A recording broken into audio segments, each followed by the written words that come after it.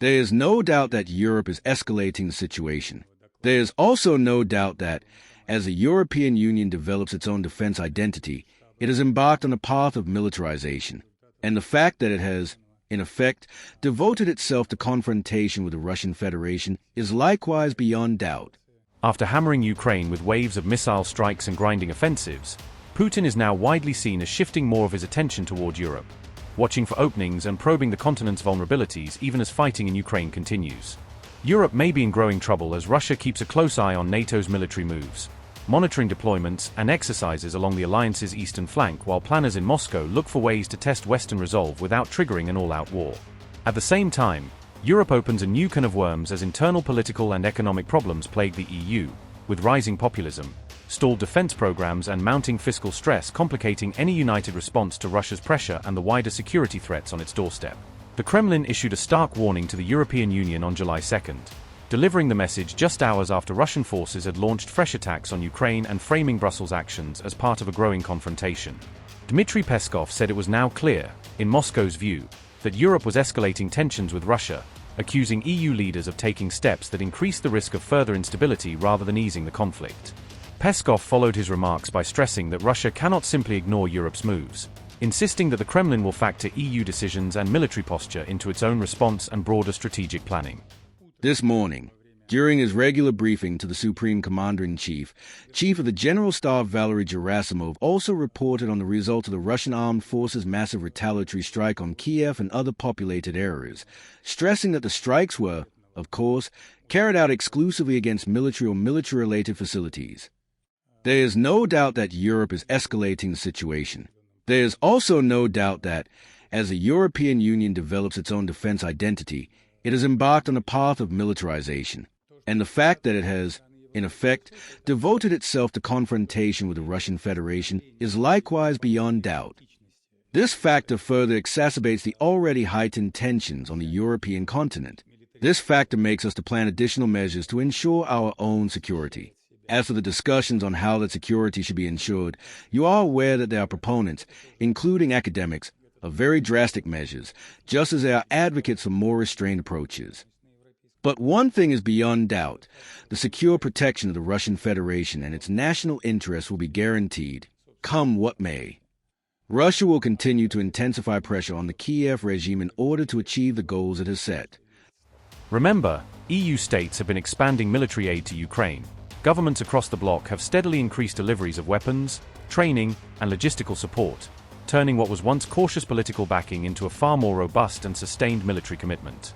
Deeper intel cooperation provoked Moscow into calling it militarization of Europe, as European services and NATO partners now share more sensitive intelligence, coordinate surveillance, and jointly target hostile capabilities. The Kremlin has framed those moves as evidence of a deliberate, Western-led escalation that threatens regional stability. Separately, Europe has been ramping up military spending after Danish intel report. National budgets have shifted markedly toward defense procurement, force modernization, and readiness programs, driven in part by assessments that underline new and accelerating security risks across the continent. The Danish report claimed Russia could attack any NATO nations as early as 2030. Moscow refuted the claim. Copenhagen's analysis warned of a potential Russian capability buildup that, if unchecked, might enable offensive action within the next few years, a scenario the Kremlin has angrily dismissed as alarmist and politically motivated. Meanwhile, the EU is dealing with its own internal issues. With the lens on Ursula von der Leyen, Brussels now juggles this external security surge alongside domestic political strains and scrutiny of the European Commission's leadership, with President von der Leyen facing heightened attention over policy choices and institutional responses.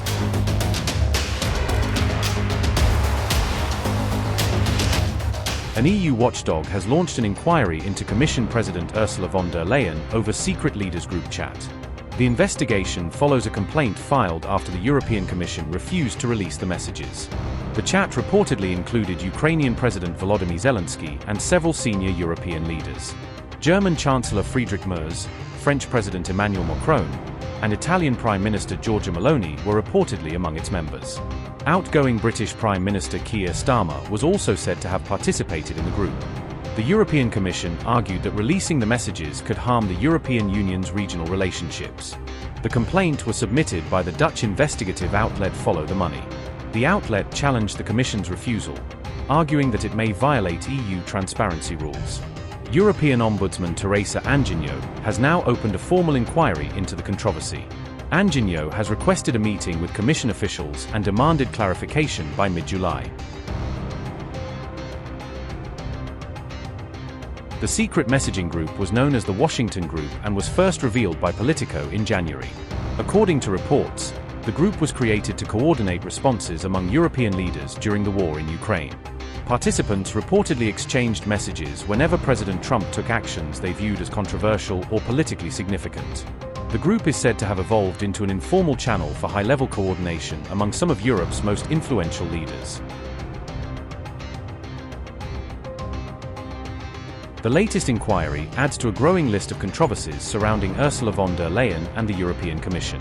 In 2025, the European Union faced criticism over its handling of requests for access to von der Leyen's messages with Pfizer CEO Albert Bourla. Those communications were linked to negotiations over multi-billion euro COVID-19 vaccine contracts. A court ruling later forced the Commission to review how official communications were recorded and preserved.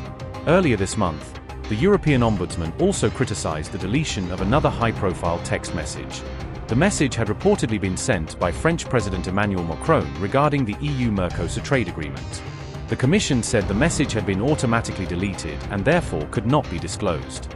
However, the Ombudsman ruled that the deletion was unlawful and called for stronger safeguards to protect official records. The watchdog warned that private communications involving public business must be archived under EU transparency rules.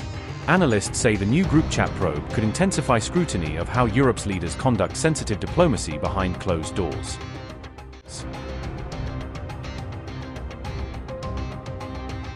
Russia launched one of its biggest attacks on Kyiv just hours after President Zelensky warned that a major strike could be imminent. Waves of cruise missiles, ballistic missiles, and drones targeted the Ukrainian capital overnight between July the 1st and 2nd. Ukrainian officials said at least one person was killed, while 11 others were injured in the attacks.